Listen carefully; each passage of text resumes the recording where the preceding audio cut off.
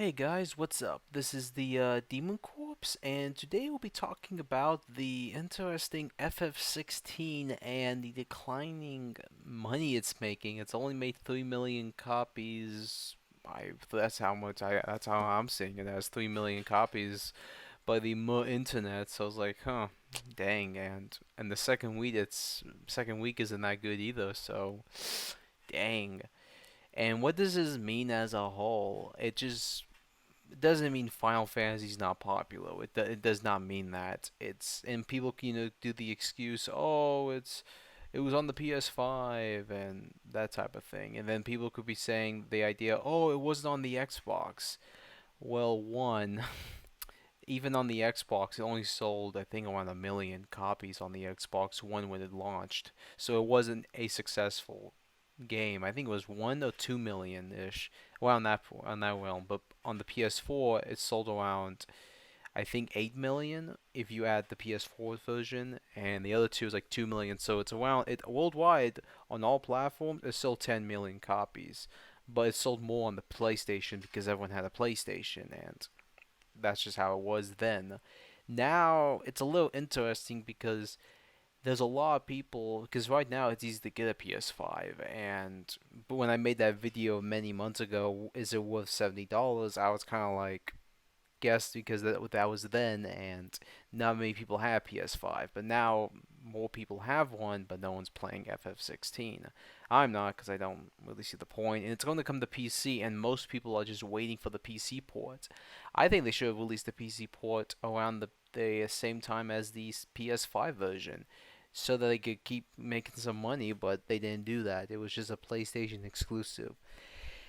And I think the other thing is, and this is just my opinion, this is doesn't mean it's true or not, but I think people just don't want a PS5 as a whole because one, they censor video games and now they're censoring horror games because of Martha is Dead. That's just my opinion. I don't think that's the major opinion most people will agree with, or maybe some people will. I don't know, but I think most people, and the other thing as well, I think most people don't want to get the PS5 right now because we're in like it's been 3 years now. Shockingly, I know it's been 3 years since that the system's been out, and people are just gonna wait until the slim model comes out, and they're gonna announce it soon at some point. So it's most people are just gonna wait and buy a Switch or play Switch games. That's the thing.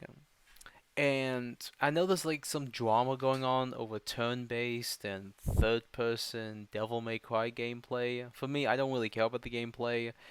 Like as long as it's a fun game, in my opinion, I'm a okay. I don't really care about the whole it should be turn-based or not.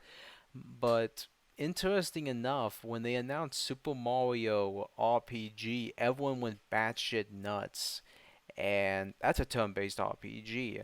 So the whole rhetoric of oh turn-based RPGs are obsolete isn't really that true because the Switch is probably the best example, and mostly just because it's a portable system and it's a very successful system because it's portable, and it will be like that for probably for the next 3 to 2 years, in my opinion.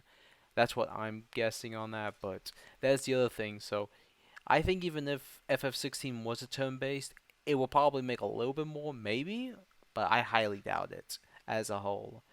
But as of now, it's only made that many copies in the second week, so it's going to be interesting what will happen. Do I think Square Enix may get bought out? Maybe. If it gets bought by Sony, oh well. I guess no more Switch games, you could say, sadly, and then we're not going to really see that many interesting stuff for a while from Square Enix because they're bought by Sony if that happens. But I don't think Sony will buy Square Enix. I don't think they even have the money. Could Xbox? Probably. It was on the list if you were watching the whole acquisition. It was on the list of studios or companies they wanted to buy, like Sega. So Sega's kind of obvious, but as a whole, you never know really what's going to happen.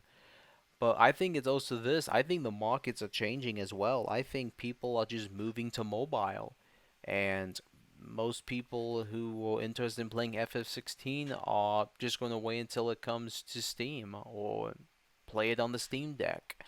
Like that's just what people are going to be doing now. There's not much, and I do think it's the end of exclusivity. I think exclusivity is dying, and that's just a fact. It's really what's going on. Exclusivity is just becoming a dying breed, and I think exclusivity will last maybe another 10 years or so on the PlayStation and the Xbox.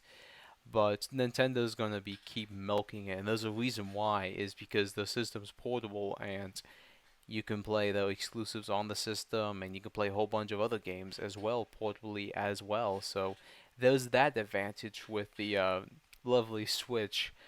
But I don't know. It is going to be interesting. And I did hear they're going to maybe do DLC, and that's kind of like, okay, DLC. And I kind of knew there was going to be DLC.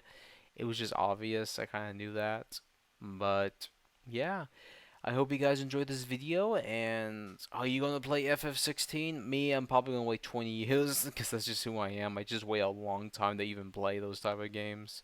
But it's gonna go really down in price. It's gonna be probably 20 bucks in like maybe a year or so, you could say. And then it's gonna come to the Steam platform, and then maybe Xbox in like 3 years, you could say. So. Oh well, for me I'm like, who cares? I got other games to play anyway. But I hope you guys enjoyed this video. Like, share, and subscribe. If you want to support me, go to my Odyssey channel, and I'll see you guys in the next video. See ya, scavengers.